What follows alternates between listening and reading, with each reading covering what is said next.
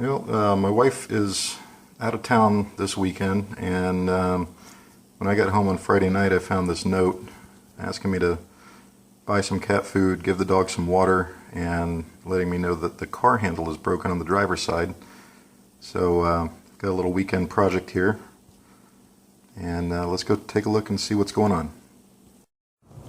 Okay, we're fixing the door handle on a 2006 Kia Sedona. My wife left me a note when she went out of town yesterday, and I got home and read it, and it said that the door handle was broken. And sure enough, it just doesn't engage. It looks like the little piece in there snapped in half. Okay, so the first thing that we need to do is pop off these little buttons. There's a screw underneath here, and then there's one down at the bottom left side of the door. And then there's a black one over here, and then down inside of the armrest there's these little tabs that just pop up, and there's a button underneath there. Not a button, but a screw. So we're going to take this door panel off, and we'll come right back. Okay, make this a little bit easier. You're going to want to take this plate out from behind the door handle on the inside. It just slips over the handle like that. So you take that out, and then we're going to want to roll the window down to make it a little easier to pop this thing up. Basically, once all these screws are out, you can just come down here and pull a little bit. It's hard to do with my hand on the camera, but go ahead and pull that out, okay? And then we'll go ahead and roll this window down.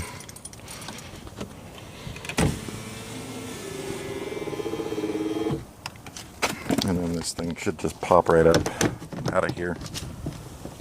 Now, looks like we're going to have to pop this off first.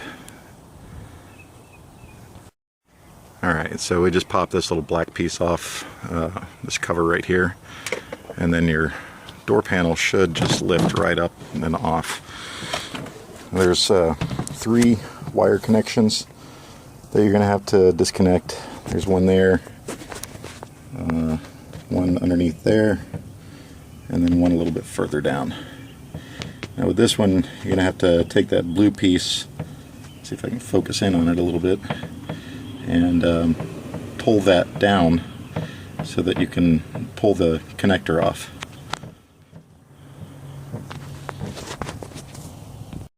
Okay, now one of the things that you want to do before you disconnect this wiring harness is go ahead and roll your window back up, because we're going to need the window up in order to work on the door handle.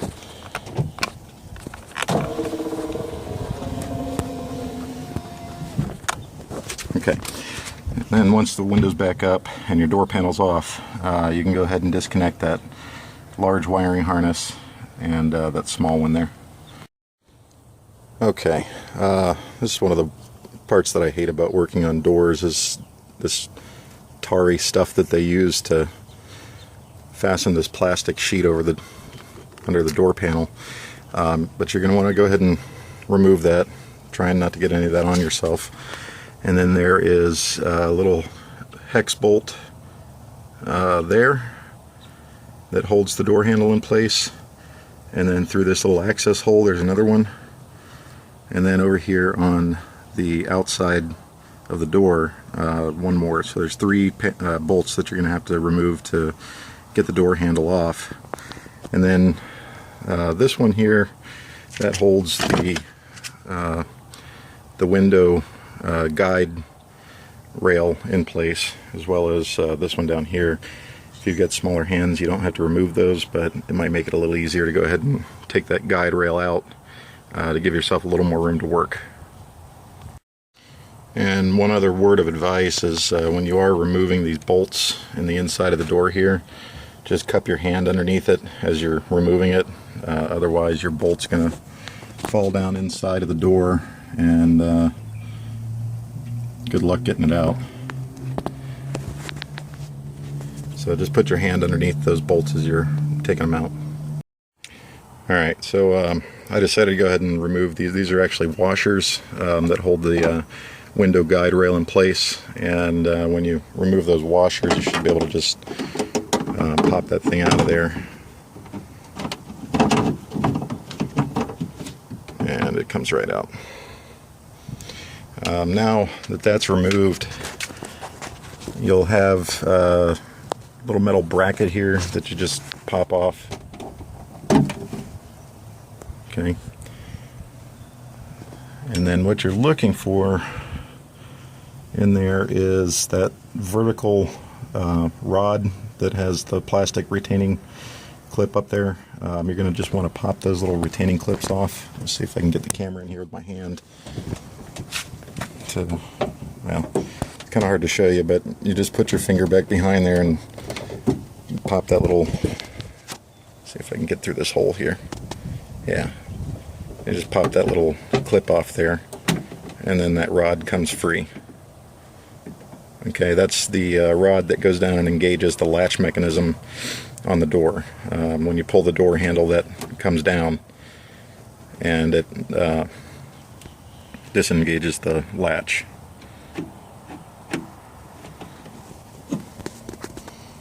Okay, and then on the inside of the once you get the handle kind of removed a little bit, there's one more rod, which is what engages the lock, and you're going to have another clip that you have to get down in there and pop off so that this rod can come out of here. Also, this little white part here, that's the door lock electrical connection here, so you're gonna have to pop that off in order to remove the door handle.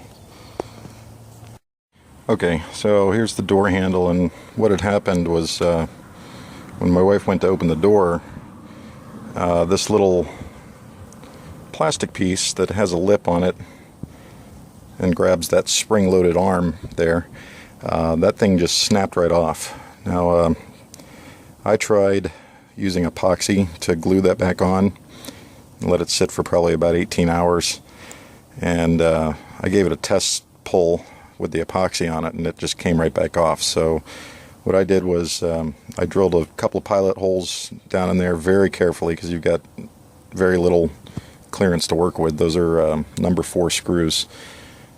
Ideally you might be able to find number 2 screws, but I needed about 3/4 inch long screws, so I had to go with a number 4, and it's right there at the outer edge, you know, the plastic piece. I mean, it's only like 1/4 inch thick. So anyways, I screwed that back in there and gave it a few more test pulls, and it seems to be holding pretty nicely now. For how much longer, I'm not sure. But anyways, that's the problem with mine, was that popped off, and then this little spring-loaded mechanism here, it was not stopped anymore. It was just, and it couldn't be pulled down, which is how the door handle unlocks or opens the door. But it looks pretty good now, and we're going to go ahead and put that back in. Okay, got everything buttoned back up. Put this plastic sheet back around the edge as close as I could to where it was. And what you'll want to do before you go any further is just double check, make sure that you're getting the right, feel, like it's engaging the latch when you pull the door handle. And then also just double check and make sure that your lock is working when you turn the key. Okay, now once you get this wiring harness hooked back up, you're going to want to go in reverse order and put the window down now, because we're going to be putting the door panel back in, and that'll make it easier. Just check and make sure that all your connections are good before you finish putting everything back together.